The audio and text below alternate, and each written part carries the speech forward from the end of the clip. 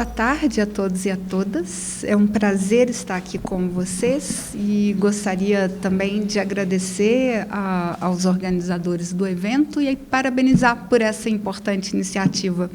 Então, iniciativas como essa, vindas do terceiro setor, certamente têm um grande poder de mobilização, né?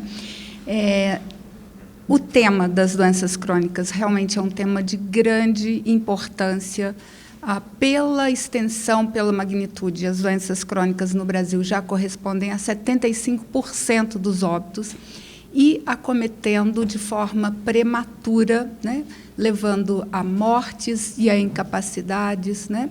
Em função disso, um grande compromisso global, né, se deu e com marcos muito relevantes. Eu citaria, então, o Plano de Ação brasileiro, o Plano de Ações Estratégicas para o Enfrentamento das Doenças Crônicas, o Plano Global da OMS de 2015 a 2025 e a inserção de metas referentes às doenças crônicas nos Objetivos do Desenvolvimento Estratégico. Então, hoje a meta 3.4, que é o tema desse evento, né, e não só, na verdade, no conjunto dos ODS, no Objetivo 3, nós agregamos também todo o monitoramento do tabaco, do álcool, né, e também de medicamentos.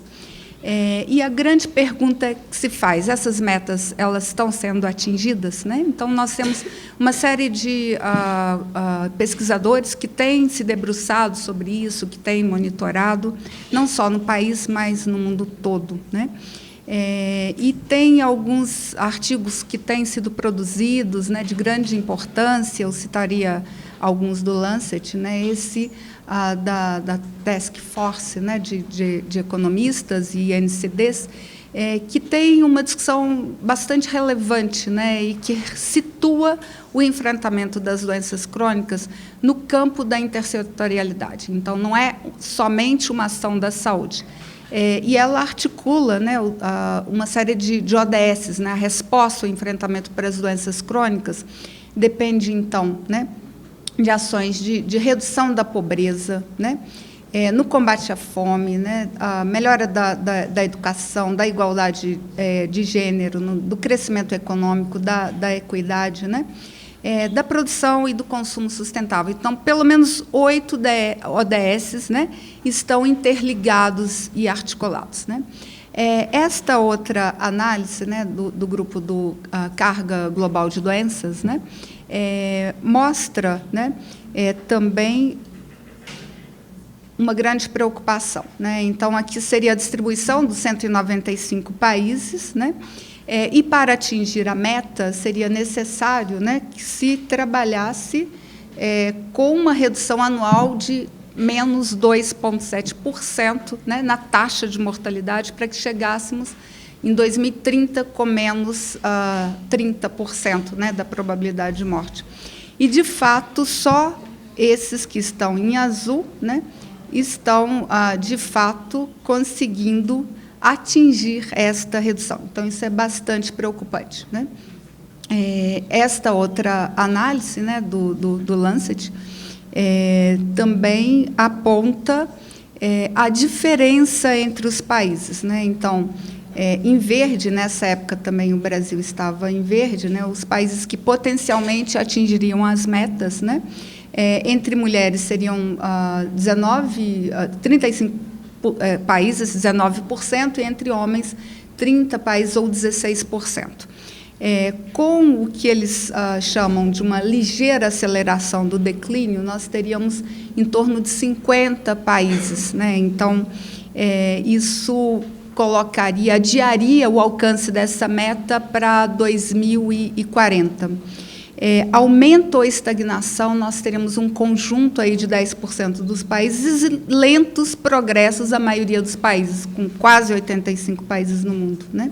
Então, essa é a figura para mulheres e aqui para homens, não é muito diferente, mas isso coloca, de fato, o grande desafio, né, para se atingir essas metas e que ações que ainda têm que ser feitas, né, que providências têm que ser tomadas para acelerar os progressos, né? Nós temos aqui E aí eu trago o site do GBD, né? Nós temos a possibilidade, inclusive, de extração e de monitoramento direto de mais de 50 indicadores, todos os indicadores relativos à saúde, né, são monitorados não só no ano, mas toda a série histórica, né? Então, eu trouxe aqui os dados do Brasil, né, onde a gente já vê aqui um aumento em 2015 e 2016, os dados do Peru, onde a tendência é de declínio, e, enfim, com uma magnitude, se do Brasil a gente está com taxas em torno de 500 por 100 mil, do Peru em menos de 300 por 100 mil, mas, na maioria deles, com tendência de declínio, né? Também tem toda uma análise que é feita em relação ao que seria custo efetivo, né, indicando que um custo, né, que o investimento em torno de $1,50 por habitante ano seria, de fato, adequado para o enfrentamento da maioria desses problemas e com variação também entre os países, né? E também onde aplicar esses recursos, né? Já tem algumas análises mostrando a importância de se aplicar em ações de promoção da saúde. Então, bastante custo efetivo aplicar em ações na dieta, como redução do sal, né, do tabaco, ambientes livres, a taxação, a regulação, aumento de preços, né, e também no tratamento farmacológico, mas sendo, de fato, com grandes diferenças de custo, né, o custo em dieta, né, é 1/10 do que a aplicação no custo de medicamento, embora com impacto, né, em termos de custo-efetividade, bastante semelhantes, né? Então, as evidências elas já estão bastante consolidadas, hoje isso também já foi falado, né? As best buys, né? Seria o que se custa menos de $1 para uma redução de 100 DALs, né? No tabaco, nós teríamos, então, toda a lista de evidências, né, em relação ao aumento de impostos, né? As imagens gráficas, né, nas embalagens do cigarro, a proibição da publicidade, né, os locais, né, os ambientes livres de tabaco e tudo mais, né. Em relação ao álcool, hoje já foi bastante conversado, né, a importância do aumento de impostos, né, de aplicar a proibição ao anúncio do álcool, também a restrição de pontos de venda e horário de venda, né?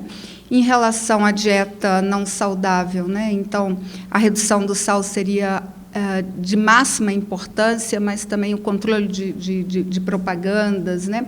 Toda a questão da rotulagem. Então, tem uma série de evidências que já estão bastante consolidadas em relação à atividade física, programas educacionais, espaços que promovam a atividade física, né, para doenças cardiovasculares e as demais doenças também, prover um conjunto de medicamentos, especialmente na atenção primária à saúde, né?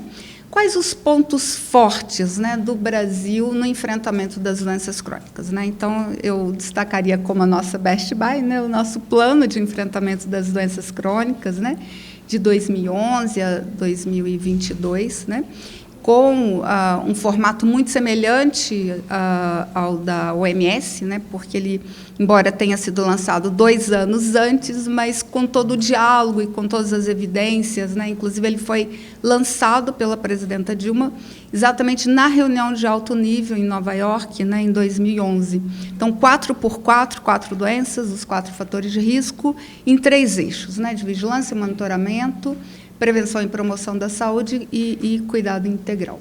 No eixo da vigilância, eu gosto muito de apresentar esse fluxograma, né, esse organograma, né, imagino que o Macário também vai apresentar, mas ele mostra o esforço de mais de uma década em termos de organizar um sistema de vigilância e de monitoramento no país e com destaque que está tendo sustentabilidade, né, a equipe do Macário está em campo hoje em parceria com o IBGE, né, com a PNS, já feito no primeiro semestre também a PENSE, a Pesquisa Nacional de Saúde do Escolar, além do Vigitel. Então, um conjunto de inquéritos domiciliares, escolares, né, telefônicos e o Viva, com sustentabilidade, né, e cada um sendo feito a seu tempo e se complementando e possibilitando o monitoramento das metas, né, do plano. No eixo de promoção da saúde, então, também uma série de medidas que estão inseridas no contexto do plano, da regulação do tabaco, aumento de preços, aumento de impostos, né, a lei de ambientes livres, né, que foi regulamentada em 2014, campanhas, né, no sentido também de potencializar a visibilidade, o guia de alimentação saudável, que já foi apresentado hoje mais cedo também pela colega do DAB, né? A lei seca, né? Então, o Ministério da Saúde teve uma participação ativa, né, no sentido de recomendar e de promover evidências para isso, e a Academia da Saúde, né? Então, que se torna um programa nacional a partir de 2011, e possibilitando, então, a construção de espaços com estrutura física para a promoção da saúde nos municípios. No cuidado integral, também, uma série de iniciativas. Eu destacaria o programa Mais Médicos, né, enquanto uma importante iniciativa conectando aí a atenção básica em áreas desassistidas, né? Então, isso foi fundamental para a expansão e a qualificação da atenção básica. O programa que tem farmácia popular, que também em 2011 foi anunciado na Assembleia das Nações Unidas, né, a gratuidade de medicamentos para doenças crônicas, conectado com todo esse esforço global, né, para hipertensão, diabetes e para asma, né, o serviço de atenção domiciliar, as redes de atenção, o PIMAC. Então, foram muitas iniciativas que também nós tivemos todo um reconhecimento internacional. No monitoramento dos progressos, né, da OMS em 2015, né, onde, então, a OMS elencou o conjunto de países que atingiam 15 ou mais, né, das metas previstas em termos de políticas públicas. O Brasil estava no top, né? Então, das metas monitoradas, 14 o Brasil atingiu, né? Seguido da Costa Rica, também com 14, né? Os dois dividiram o ranking, depois o Chile, 12, né? E, enfim. Mas isso mostra também esse reconhecimento internacional, né? Então, nós temos um conjunto de metas, tanto no Plano Nacional de Redução de fatores de risco e também da mortalidade em 2% ao ano, que tem uma equivalência tanto com a meta da OMS quanto dos ODS. Aqui o conjunto das metas globais para o enfrentamento das doenças crônicas, que, quando sai o plano global, de alguma forma, o Ministério da Saúde assume também como metas a serem perseguidas ou atingidas, né, pelo Brasil. Bem, essa é uma análise recente, né, foi lançada há cerca de 2 meses, e aí o que eu trago também como preocupação é que, se antes nós tínhamos uma redução, uma série histórica desde 2000, né, em torno de 2% ao ano, e que até acelerou depois do plano, nos anos, então, de 2016 e 2017, a gente inverte, tem uma inversão das taxas e a gente passa a crescer, né, e não, enfim, pode até ainda ser flutuação, mas a gente já tem um movimento de ascensão, o que não era o esperado, né? E aí nós fizemos uma análise com projeções para 2022, mas também temos essas projeções para 2030, né? Então, seguindo a tendência de anos anteriores, de 2000, então de 2010, que é o ano de lançamento, né, do plano, nós teríamos, então, o atingimento dessas metas. Agora, caso se consolide essa inversão das taxas em 2015, de 2016 e 2017, nós não atingiremos, teremos um crescimento. Então, é algo que nos traz, de fato, bastante preocupação, né? Da mesma forma, com a última base do Vigitel, de 2018, nós também verificamos em vermelho as metas de fatores de risco que não serão atingidas, em verde as que serão atingidas, em amarelo as que têm uma certa estagnação, né? Então, certamente atingiremos as de tabaco, né, as de atividade física, de mamografia, Mas, enfim, a preocupação em relação a frutas, legumes e verduras, que inverte a tendência, né, embora tenha tido um grande crescimento no primeiro período, mas no segundo período você tem uma mudança, né, do ponto de vista da tendência. A de álcool, que continua a crescer, e a de obesidade, que é, de fato, a grande preocupação, né? Bem, então, por quê, né, de uma tendência positiva?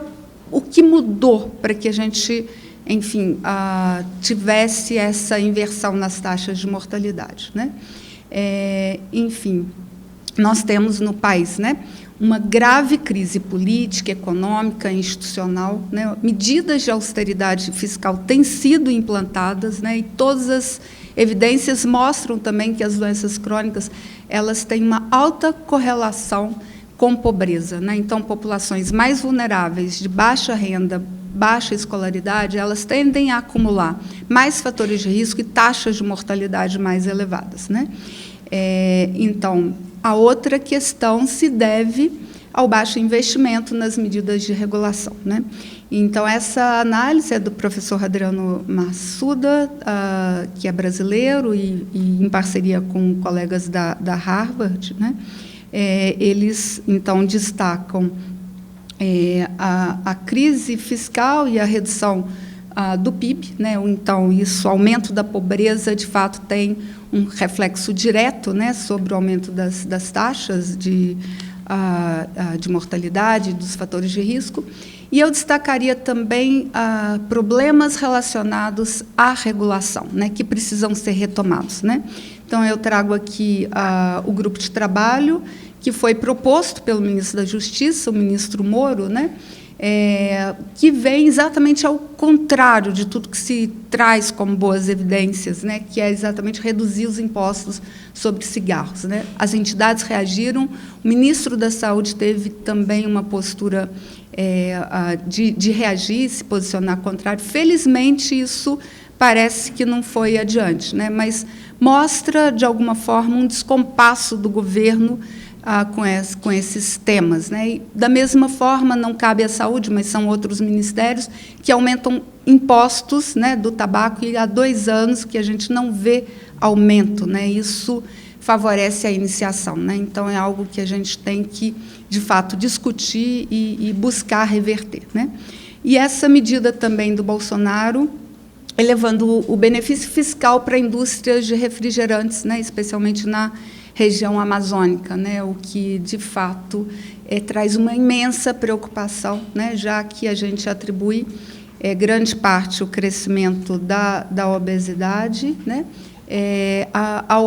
ao consumo, né, desenfreado de bebidas açucaradas. Eu não estou conseguindo passar o próximo aqui. Bem, enfim, acho que é o meu último slide. Você consegue? Travou.